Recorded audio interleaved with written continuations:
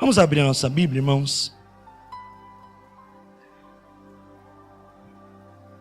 No livro de Números 23, texto muito conhecido, talvez você saiba até de cor.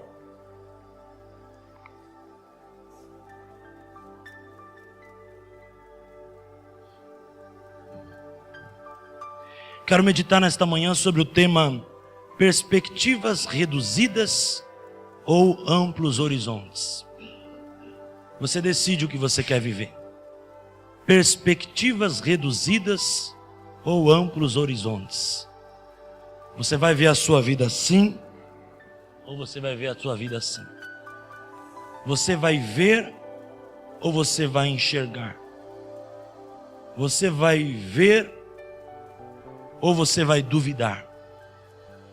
Perspectivas reduzidas é quando a gente olha e põe diagnóstico, rotula. Como eu disse no começo, não vou conseguir. Já estou rotulando uma etapa da minha vida. E a primeira mensagem do dia 1º de janeiro eu preguei aqui sobre poços, não sei quantos lembram. E um dos pontos da mensagem eu disse que na vida a gente tem que nomear as etapas que estamos vivendo. E aí a gente vai conseguir discernir espiritualmente qual é o propósito de Deus para cada uma delas. Quando Deus chama homens de Deus, a gente vê sempre etapas na vida desses homens, né? Vou fazer uma síntese de Davi. Davi, filho de Jessé. Davi pastoreando as ovelhas de seu pai. Davi matou leão. Davi matou urso. Davi matou gigante. Davi se tornou rei.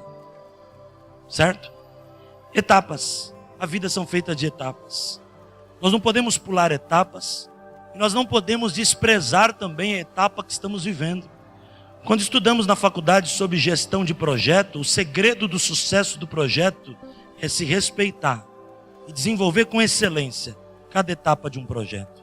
Muitas vezes nós estamos querendo trocar o pneu do carro com o carro andando, não funciona. Muitas vezes nós estamos querendo que o amanhã aconteça hoje, não é assim. Muitas vezes nós estamos fazendo com que as coisas que podem ser bênção se tornem maldição. Deus é poderoso para converter a maldição em... Mas nós muitas vezes pela precipitação convertemos a bênção em maldição. As coisas elas têm que ser feitas no ponto. Não sei quantos já comeram uma carne fora do ponto. Ela pode ser a melhor picanha, mas se ela não está no ponto que agrada o teu paladar, ela parece, sei lá, ela não tem gosto, ela não te satisfaz. As coisas espirituais são assim. Nós precisamos decidir dentro de nós. Porque a vida cristã existem vários fatores. Mas eu entendo que o fator que é fundamental para a vida do cristão, fé. Pois sem fé é impossível agradar a Deus, porquanto aquele que se aproxima de Deus creia que Ele existe e se torna galardoador daquele que o busca. Romanos 10:17, porque a fé vem pelo ouvir e o ouvir da palavra. Outras versões, porque a fé vem pelo ouvir e pelo poder da pregação. Ou seja, não dá para viver sem fé. O tema que está relacionado a essa palavra está totalmente ligado à fé. A fé, ela é o combustível para a vida do cristão. O próprio Deus em Hebreus, ele diz, o meu justo. Ele não estava mandando alguém dizer, ou dizendo a respeito de alguém, mas ele está dizendo, aquele que é meu filho, que eu justifiquei. Vamos lembrar da palavra? Justificados, pois, pela fé, tendes paz com Deus. Ou seja, Deus está falando lá, aquele que eu justifiquei, este viverá pela fé. Aquele que eu comprei, aquele que eu morri na cruz e ressuscitei, este viverá pela fé.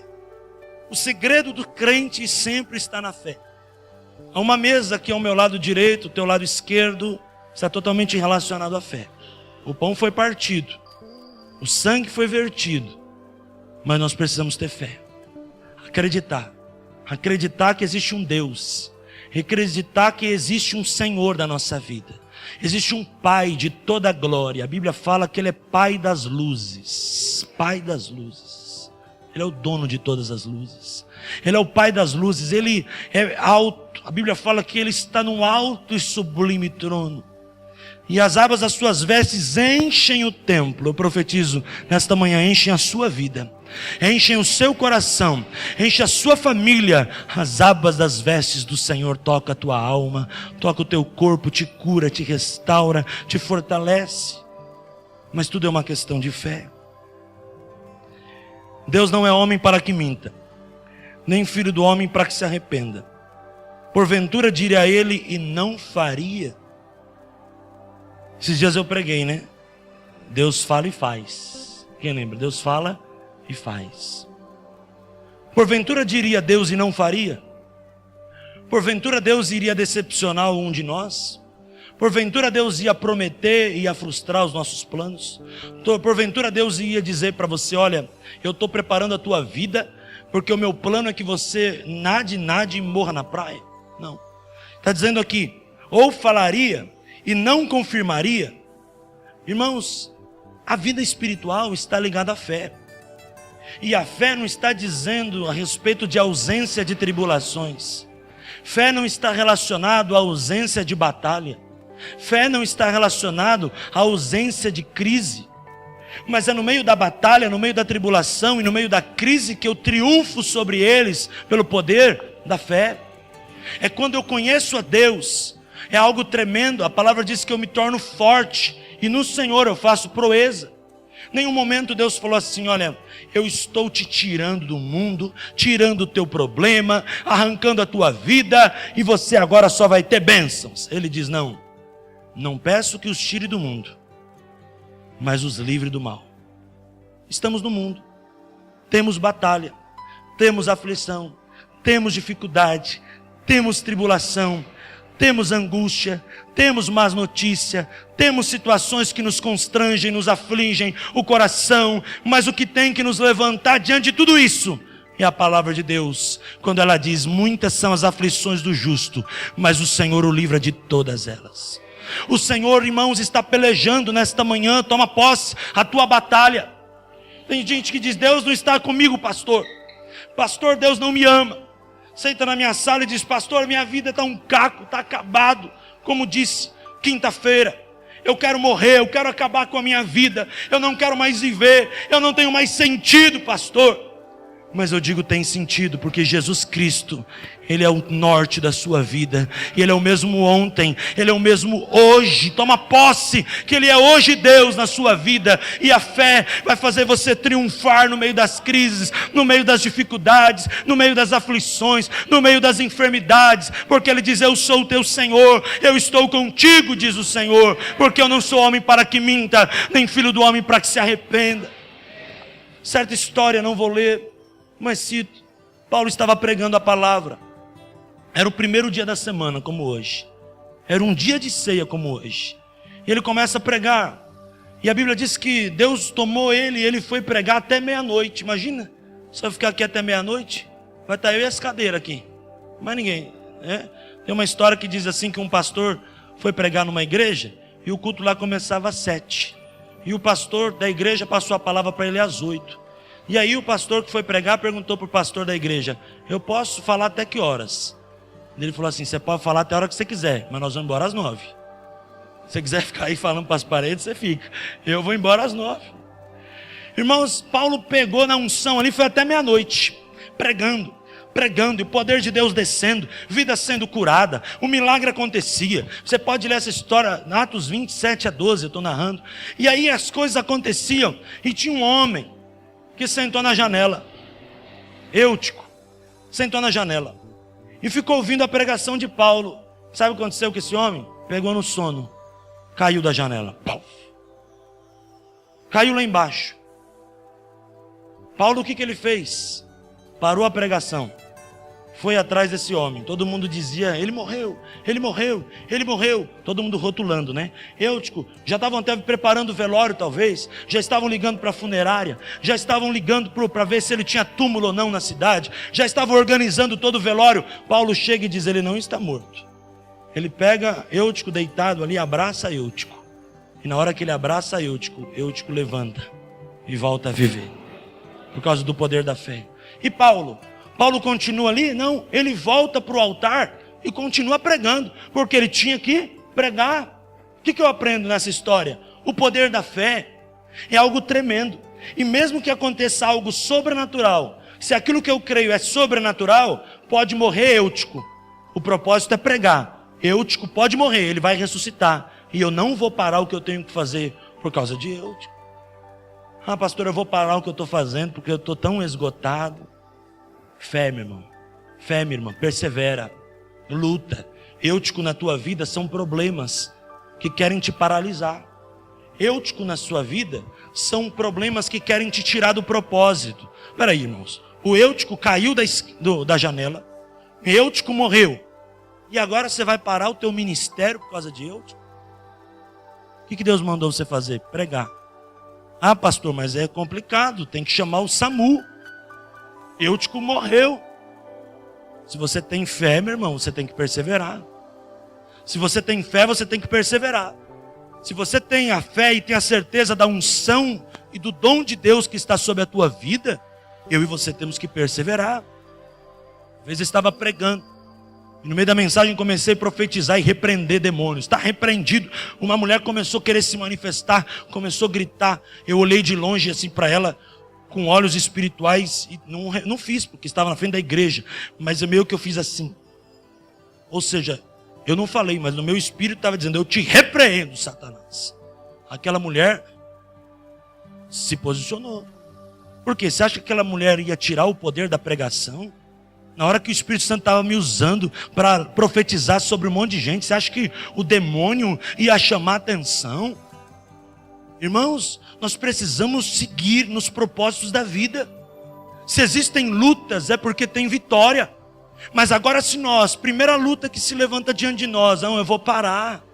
Ah não, eu vou deixar. Ah não, eu vou abandonar minha vida. Vou abandonar minha vida com Deus. Vou abandonar a igreja. Vou abandonar o ministério. Vou abandonar tudo. Vou abandonar meu casamento. Vou abandonar minha filha. Vou abandonar meu filho. Vou abandonar meu neto. Vou abandonar todo mundo. E aí você vai abandonar por causa de um problema? O segredo do crente, irmãos, está na fibra. E fibra, eu digo, é a força espiritual que ele tem para sobressair no meio da crise. Porque senão, irmãos, qual é a diferença entre nós e os ímpios? Nós precisamos de fé. Jesus não está dizendo na Bíblia que a gente precisa de uma mega fé. Mas ele disse: se a tua fé for como de um grão de mostarda, direi a este monte: passa daqui e lança-te ao mar, e assim será feito. Fevereiro, aplica a tua fé. Não murmura mais não. Acredita. Olha para esse problema. Triunfa no meio do problema. Eu me lembro de uma ocasião. Comecei a trabalhar com 16 anos. E aí eu estava trabalhando. E lá na igreja, meu pai queria começar uma cantina. E falou assim: você não quer administrar cantina? Eu falei: meu Deus, né? Estou terminando faculdade de administração, administrar cantina. Mas olha a minha cabeça de menino idiota, né? Falei: eu vou. Daí foi começar a cantina. Eu, a Marcinha, mãe da Pati, a Marlene, que hoje mora no Paraná, o Ângelo e o Carlos, que é pai do Luiz Fernando. 5. 2 lá, eu e o seu Ângelo ficava no caixa, ia comprar as coisas durante a semana e tal. Deus ali naquele caixa fez o milagre. Porque um dia eu estava no caixa da igreja e nós compramos aquele caixa, sabe que você aperta o botão, faz pim, bem antigo. E comecei, estava dando troco para os irmãos que compravam refrigerante, para os irmãos que estavam fazendo as coisas, comprando bala, a criançada comprava bala, chocolate antes do culto, era uma festa. E um dia teve um irmão que passou: você está precisando de emprego? Eu falei: eu estou. Amanhã, você tem compromisso? Eu tinha, mas eu falei: não. E quando você está precisando de emprego, irmão, você tem que comer grama, não é verdade? Eu vou. Você pode ir lá em São Paulo, lá no... Eu falei: não sei nem se tem no guia esse endereço, mas eu preciso ir lá. Eu vou. Aí no outro dia eu falei para minha mãe: mãe, passa uma camisa para mim. Ela pôs a camisa, pôs o terno e fui lá. 17 anos. Cheguei lá. Vim fazer uma entrevista. Quando você faz a entrevista a primeira vez, você parece um estátua, né? Você não mede, até dor nas costas. Aí eu cheguei lá, aquela ansiedade, vontade de urinar, nervoso, ansioso. Fui para aquela sala fazer a entrevista. Aí ele disse assim: você pode conversar com o diretor da empresa? Eu falei, meu Deus, não estou sabendo nem falar português, vou ter que falar inglês ainda, meu Deus. Aí eu cheguei lá, o inglês, the books on the table, básico do básico. Fui lá, sentei na mesa, e aí conversei um pouquinho com o diretor, e ele falou, você pode esperar lá fora? Eu falei, já falei com o gerente, já falei com o diretor, vai vir quem? O anjo falar comigo? Aí eu fiquei lá fora. Aí, irmãos, você não acredita, deu 10 minutos, eles me chamaram. Pode soltar o paletó. Parecia que eu estava no litoral. Parecia que eu estava tomando água de coco com porção de camarão. Aí ele disse assim, olha, amanhã você tem que começar a trabalhar. Eu falei, amém. Mas não precisa vir de terno não, só de camisa e calça, tá bom? Tá bom. Eu voltei para casa, todo feliz, contei para os meus pais, amanhã eu vou começar a trabalhar numa empresa agora registrada. Agora eu vou ter o meu convênio. Agora eu vou poder pagar a minha conta. Eu vou poder dividir com meu pai a faculdade para a glória de Deus. Eu vou poder agora. Agora eu vou mudar de vida. Agora eu vou poder juntar dinheiro para poder, quando eu fizer 18 anos, comprar o meu carro. Eu vou poder agora mudar de vida. E ali eu fiquei por um tempo, até Deus me chamar para tempo integral na obra dele. O que eu aprendo, irmãos, com tudo isso? Os desafios se apresentam diante de nós. E a gente tem que estar sempre preparado. Os desafios se apresentam diante de nós. E nós não podemos desprezar os pequenos começos. Porque onde foi o começo? Lá na cantina da igreja. Lá na igreja. Lá na igreja onde eu estava na cantina naquele momento. Por isso que eu digo, irmão, se você está desempregado, vem para a igreja. Você está passando por uma luta, vem para a igreja. De quarta-feira a igreja está aberta o dia todo. Vem ajudar e dar uma força, limpar a cadeira, lavar o banheiro. Garanto para você, poucos dias você vai ter emprego. O que eu estou falando é verdade ou não, Irazeni? Você já viveu isso? Na minha vida foi assim. Na minha vida Deus fez prosperar. E ainda quando eu saí da empresa, eu disse ali naquele dia, olha, eu preciso sair, porque meu pai é pastor da igreja e quer que eu trabalhe com ele na igreja, e eu preciso trabalhar na igreja agora em tempo integral. E aí eles me disseram, os mesmos que me entrevistaram, na igreja? Eu pensei, esse na igreja é misterioso, né? Ou é na igreja porque eu odeio igreja, ou é na igreja porque que bom que é na igreja. E aí eu falei, é na igreja. Ah é? Então você vai embora, nós vamos demitir você, mas nós queremos te dar um salário extra de bônus, porque você está saindo de uma empresa para cuidar das vidas para Deus. Um cara que me disse isso nem crente era. Eu saí da empresa, Lili, era 2 da tarde, e eu fui falar para eles isso, eles me levaram numa churrascaria para almoçar. O camarada fala 3, 4 idiomas, quem que era eu para estar diante daquele lugar? Aí na hora que ele falou comigo, ele saiu, tocou o rádio, Nextel, olha, o Paulo vai ser demitido. Vai ser demitido? E todo mundo lá no escritório, por quê? O que aconteceu? O que ele aprontou? O que ele fez? Não, é porque ele está seguindo um propósito de Deus para a vida dele. Faz a conta dele. E por favor, faça um depósito na conta dele até hoje. Porque a missão que Deus está dando para ele é muito grande. E ele precisa desse recurso para começar amanhã o que Deus tem na vida dele. Ali, irmãos, eu saí com aquele dinheiro e pude chegar para o meu pai e dizer, olha pai, eu quero comprar minha casa para mim morar. E meu pai falou, você vai comprar, que Deus vai te honrar. Eu não tinha muito dinheiro não, irmãos, era um menino, mas Deus honrou. Eu pude ir lá na Primark, uma concessionária em São Caetano, a Débora vai lembrar disso, pude comprar um carro zero pela primeira vez, porque eu assumi o chamado de Deus para a minha vida. Eu deixei, como você tem que deixar pela fé, os seus problemas e as limitações de lado e acreditar que existe um Deus que não está dizendo para você, eu vou acabar com o teu problema, mas está dizendo, é no meio do teu problema que eu vou manifestar o meu poder, porque a minha graça te basta, porque a minha graça te basta, aleluia. E assim a gente cresce no Senhor, irmãos. E assim a gente vive para Deus pela fé. E andar com Deus é andar pela fé.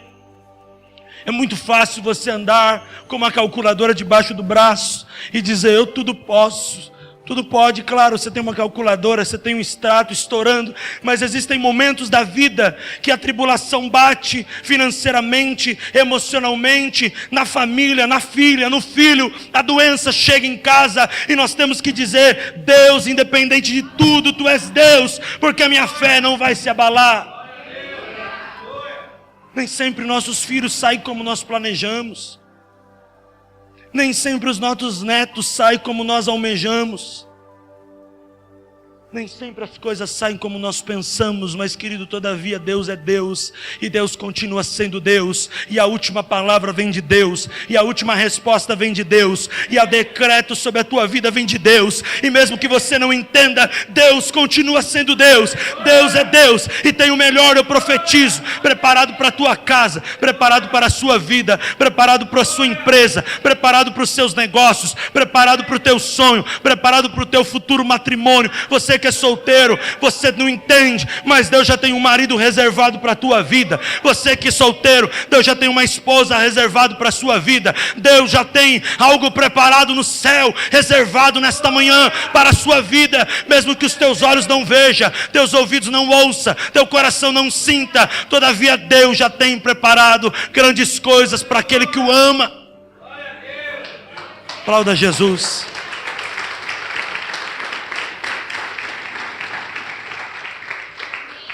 O teu destino não está na tua mão, está na mão de Deus. Você pode fazer plano, mas a resposta vem dos lábios do Senhor. E Deus, Ele não vai fazer nada sem propósito. Deus não vai fazer nada. Atende a irmã, vê se é o anjo que está ligando aí. Fala para ele descer aqui no culto, que a glória está grande aqui. Deus não vai fazer nada, preste atenção, sem avisar os seus profetas. Se Deus colocou essa palavra no meu coração, é para dizer para você nesta ceia: não desistir. Não desistir. Porque hoje a maioria desiste.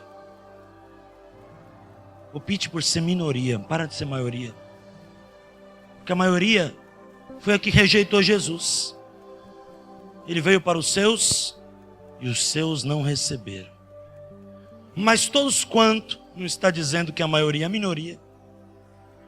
Você vai lá em Israel hoje, nós estivemos lá com um grupo da igreja, 2015 é a última vez. A minoria em toda Israel, que é o lugar onde Jesus nasceu, onde Ele fez milagres, onde Ele morreu, onde Ele subiu ao céu, né? Na minoria é cristão. Veio para os seus e os seus não receberam. Irmãos, nós temos que optar por ser a minoria. Porque a maioria está desistindo de Jesus. A maioria está abrindo mão da fé. A maioria está esfriando. A maioria está entrando numa geladeira espiritual. A maioria está vivendo pelo curso deste mundo, achando que o curso deste mundo irá trazer prosperidade, mas eu temo como pastor, porque a Bíblia fala que há caminhos para o homem que parecem ser bons, mas ao final são caminhos de morte. E eu temo também porque quando a pessoa segue o curso da sua vida sem Deus, sabe o que acontece, irmãos? O Deus desse século, que é o Deus deste mundo, cega o entendimento e cegueira mata. Hoje eu vejo muitas pessoas vivendo a sua própria vida espiritual sem buscar direções. Romanos 13 é Romanos 13. E nunca deixará de ser Romanos 13. Todo homem esteja sujeito a autoridades superiores, porque toda autoridade superior é estabelecida por Deus, e aquele que se opõe à autoridade se opõe à ordem de Deus. O filho tem o pai e a mãe para obedecer, gente. Hoje filho não obedece mais pai e mãe. O menino tem a professora da escola para obedecer. A ovelha tem o pastor para obedecer. O pastor também é aqui, a ovelha tem o pastor dele para obedecer. Não é verdade? E aí as pessoas hoje elas não honram. E não existe fé, eu termino essa mensagem dizendo isso, sem o princípio da honra. Porque as coisas de Deus elas não são bagunçadas. Eu vou lá na tua casa, abrir a tua gaveta de meia para pegar uma Tupperware. Vai estar lá? Eu vou lá na tua casa abrir uma gaveta para pegar uma colher e eu vou pegar dentro da geladeira colher e garfo. Não é organizado a nossa vida? As coisas não têm princípio. Todo mundo organizado tem na sua casa uma pasta de documento. Todo mundo organizado tem na sua casa uma pasta de coisas que estão lá, de estudos, de livros, uma estante. Na minha casa eu tenho uma estante de livros que Deus deu, né? Uma estante de apostilas. Agora eu quero pegar uma apostila, eu vou lá na gaveta de camiseta. Eu vou lá no cabide onde estão os ternos. As coisas de Deus, elas são organizadas. O reino de Deus é um reino organizado. Ou seja, não existe fé sem honra. Não existe bênção sem honra. E ontem eu estava dizendo uma frase aqui pela manhã aos obreiros, que a gratidão é a semente que desata a conquista. E eu digo mais, a honra também é uma semente que desata a conquista. Você quer ser honrado? Honre. Viva uma vida espiritual organizada, irmãos. Viva uma vida com Deus organizada, porque uma vida sem ordem, ela não tem prosperidade. Uma vida bagunçada, uma vida sem propósito. Peraí, o camarada te chama para fumar, você fuma. O camarada te chama para prostituir, você prostitui. O camarada te chama para fazer um negócio ilícito, você faz. Te chama para mentir, você mente. Peraí, você tem que ter uma ordem. Você tem que ter um caráter de Cristo. Você precisa ter fé em Deus, eu preciso ter fé em Deus. Nós temos que ter um princípio que rege a nossa vida. Quando você sai para comprar um carro, você não chega na loja e fala, me dá o carro que tiver. Não, você vai comprar um carro que você possa pagar. Você vai comprar um carro que você conheça a marca. Você não vai pegar o ônibus ali na frente, vai pôr o dedo no primeiro que passar. Vou para onde? Sei lá. Que hora você vai chegar? Também não sei. O que você quer fazer? Também não sei. Você vai procurar o ônibus que leva para você para onde você quer ir. A vida espiritual é organizada. Peraí, eu tenho um princípio. Eu tenho um propósito. Eu tenho que trabalhar em favor do propósito. Quando Paulo estava ali diante de Deus para pregar aquele povo, era dia de ceia. Qual que era o propósito? Servir a ceia e pregar a palavra. Ah, pastor, mas o Eutico morreu. Ah, pastor, mas eu estava lá, eu tive que usar aquela maconha. Pastor, eu estava lá, eu tive que mentir. Eu estava lá, eu tive que fazer. Não, meu querido, quando você tem um propósito, nada pode te tirar do teu propósito. Na verdade, você vai chegar lá, olha, eu quero fazer faculdade de medicina. Ah, faz não. Faz outra. Faz agronomia. Tem mais vaga. Ah, tá bom. Vou mudar então. É assim a vida. Nós temos que ter propósito, temos que ir atrás dele. Nós não podemos deixar ninguém, nem principalmente o diabo, nos tirar do propósito de Deus. Ah, mas está sendo bom para ele. Pastor, mas aquela pessoa postou lá na rede social e eu percebo que está sendo bom para ela. Mas se aquela pessoa começar a tomar veneno, você vai tomar também? O que Deus tem para a tua vida é para a tua vida e para a tua casa.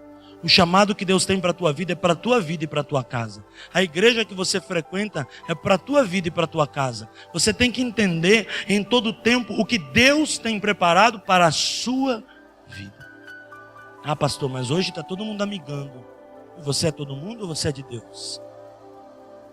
Hoje, pastor, todos os jovens estão aprontando antes do casamento. Mas você é todos os jovens ou você é de Deus? A gente tem que aprender que sempre, se a gente quer viver o propósito de Deus, a gente vai ter que ser a minoria. Mas todas as mulheres, pastor, elas estão fazendo coisa errada. Mas todos os jovens estão bebendo até cair. Pastor, mas todos os empresários estão sonegando imposto. Mas nós não somos todos. Nós somos filhos de um rei. Um rei que veio para estabelecer um reino. E ele veio nos usar para estabelecer o seu reino nesta terra. E não existe governo sem princípio, sem honra e sem fé. Que Deus nos abençoe. Que a gente possa, ao comer este pão, ao beber desse cálice, receber de Cristo esperança. Receber do bálsamo, esperança. Que você possa, nesta manhã, orar pelo teu filho. Orar pelo teu marido, orar pela tua esposa, orar pela tua família. Você possa acreditar que Deus não faz nada sem propósito.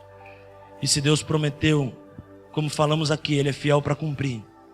E Ele não é homem para que minta, nem filho do homem para que se arrependa. Quero dizer para você que é pai e mãe, teu filho está na mão de Deus. Teu filho tem promessa. Você não vai morrer enquanto a promessa não se cumprir. Nem mesmo os teus filhos. Espera. Não desista. Deus começou, Ele vai completar. Eu não sei qual é os meios, mas eu sei qual é o propósito. O propósito de Deus é manifestar em nós a sua glória. Deus não te deu o Vitor por acaso. Ele é um menino de Deus. Deus não te deu o Kleber por acaso, a Kátia por acaso. Deus não deu para o seu Zé, a Fátima e o Fernando por acaso. Deus não deu para a Juscelia, o Juninho, Silmar e a Carol por acaso. Deus não te deu o Davi por acaso. Deus não te deu o Renan e a Maíra por acaso. Deus não deu para você a Ana e a Vitória por acaso. Quando Deus formou a tua família, Ele tinha um propósito. Quando Deus deu para você o Samuel e o Davi, Ele tinha um propósito. Nós não podemos ter medo, irmãos. Nós temos que confiar, o Evangelho é fé. A característica principal do Evangelho é fé. Não existe fé fora do Evangelho. A fé de Cristo é um firme fundamento das coisas que não se vê, das coisas que se espera. Nós precisamos acreditar que Cristo em nós, Paulo prega aos Colossenses, é o que é? Esperança da glória. Peraí, pastor, eu não estou vendo nessa terra, mas meu querido, todavia eu posso não ver nesta terra, mas um dia estarei na bodas do Cordeiro e verei o Senhor face a face, como Ele é. Nem todas as coisas vamos entender aqui, nem todas as coisas vamos discernir aqui, mas eu tenho certeza, e espero que muita gente até entenda aqui, mas a minha certeza absoluta é o dia que chegarmos na Nova Jerusalém com Jesus, a gente vai entender o porquê. O que eu tenho que fazer agora? Confiar. A gente vai entrar na Nova Jerusalém e vai entender, olha por quê. Eu chorava por aquele meu filho, eu chorava por aquele meu marido, chorava por aquele meu pai que bebia, eu chorava pelaquela minha mãe que foi embora de casa, eu chorava por aquela família, eu chorava por tudo, eu chorava pela morte de um filho, eu chorava por um problema que eu vivi, mas agora eu estou vendo Jesus face a face, eu estou entendendo que Deus tem um propósito, eu estou entendendo por quê, eu fui demitido daquela empresa, porque eu fui contratado daquela empresa, porque a minha filha não conseguiu passar naquela faculdade. Eu estou entendendo agora o porquê. Porque lá no céu os mistérios de Deus serão revelados diante dos nossos olhos. E eu digo, não ficará nada em oculto que lá no céu não seja revelado. Diga amém. Que Deus te abençoe, que Deus te fortaleça. Profetizo que este mês de fevereiro, sua vida, sua casa, seus planos, tudo novo se faça. Que você possa começar bem este mês. Estava orando lá em cima com a Joelma e nós estávamos lembrando de um texto. Pedro pescou a noite toda. Lucas 5, pesca maravilhosa. E Jesus chega depois, ao amanhecer um dia. E aí? Pegamos nada. E nada? Nada. E aí? Lançou a rede para um lado? Lança a rede para o outro. Vamos em frente. Pedro podia dizer, Jesus, estou cansado. O Senhor sonda mente e coração. O Senhor me conhece, sabe que eu estou cansado. Estou a noite toda aqui pescando, Senhor. Foi o que Pedro fez? Pedro chegou e disse assim, Senhor, sob a tua palavra lançaremos as redes. Ele lançou por conta própria, agora ele lançou pelo poder da palavra. E ele saiu a pescar e lançou a rede, e a Bíblia diz que veio tantos peixes, que eles conseguiram pescar 153 grandes peixes. O barco deles encheu. Eles tiveram que chamar o outro. Murilo, traz o teu barco aqui, porque tem muito peixe. Eu preciso do teu barco, porque senão nós vamos afundar. Sabe o que eles viveram pelo poder da palavra? Vida plena. O barco dele cheio e vida abundante. O barco do outro também cheio. O que Deus preparou para mim e para você não é o que o diabo preparou. O diabo, está escrito lá em João 10:10, né, Marcelo? O ladrão vem senão para matar, roubar e destruir. Mas Jesus diz, mas eu vim para que vocês tenham vida plena, barco cheio, e vida abundante. O barco dele também vai estar cheio. Aquela mulher viúva. Vende as suas vasilhas. Paga as suas dívidas. Orçamento quitado. Conta do mês, fechou. Recebeu, pagou, não deve mais nada. E qual que foi a última palavra do profeta? Vida abundante. Viva do resto. Sobrou, irmãos. Andar com Deus é sobra. Andar com Deus nunca é perda. Andar com Deus é prosperidade. Andar com Deus é crescimento. Andar com Deus é prosperidade. Quando eles voltaram, imagina aqueles pescadores puderam abençoar. Olha, leva um peixinho para você comer. Leva um peixinho para você comer. Puderam montar uma barraca de peixe lá, prosperar, abençoar tanta gente. Por quê? Porque quando Deus está no negócio, prospera. Final de tarde, desertão. Os discípulos incrédulos, estômago roncando. O que eles falaram, Sara? Jesus, despede a multidão que o povo está com fome e vai dar trabalho. Não tinha uns cafezinhos de seu Zé naquela época. Não tinha aquela maionese que você faz. Não tinha, não. Não tinha nada. Estava uma fome terrível ali. E todo mundo despede a multidão, Deus. Despede a multidão, porque o povo está com fome. Chega um menino. Jesus fala para os discípulos, dai-vos de comer. Dai-vos de comer. Vai aparecer café no deserto, maionese no deserto. Aí chega um menino. Eu não tenho muita coisa não, Senhor. Eu tenho aqui 5 pães e 2 peixes. Jesus pega, levanta e dá graças. Nesta manhã, dê graças por tudo que você tem. Com certeza, você tem 5 pães e 2 peixes para entregar para Jesus. Isso é vida plena. Jesus levanta os 5 pães do menino. Talvez era o que o menino tinha para comer. Era um lugar deserto. O menino, cara, deu tudo que ele tinha para Jesus. Ele falou, tá. Jesus levanta aquele pão e peixe e diz, Senhor, multiplica para esse povo. Ele desce a bandeja e distribui para os discípulos. A palavra de Deus diz que mais de 5.000 homens se alimentaram. Além de mulheres e crianças. O que é isso, gente? É vida plena. Mas na hora que ele entrega, se torna vida abundante. Porque andar com Deus é vida plena e vida abundante. Andar com Jesus é o melhor caminho. Jesus Cristo é o melhor para nós. Não existe esperança sem Ele. Não existe vida sem Ele, irmão Manuel. Não existe, Marcão, projeto sem Deus. Ambição sem Deus. Sem Deus é perspectivas reduzidas. Mas com Ele, o colírio vem sobre os nossos olhos e tira as escamas, para que a gente veja, e eu profetizo, você verá a partir de hoje em todas as áreas da tua vida. Se você crê, receba em nome de Jesus amplos horizontes, aleluia. Senhor, eu entrego a tua palavra. Eu creio em ti. Eu creio que tu és a vida. Eu creio que tu és o pão. Eu creio que tu és a luz. Eu creio que tu és o pão vivo que desceu do céu.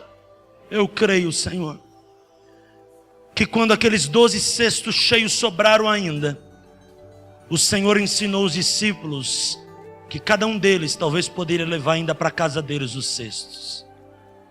Mas para eles levarem o cesto, eles precisariam ter vencido a incredulidade.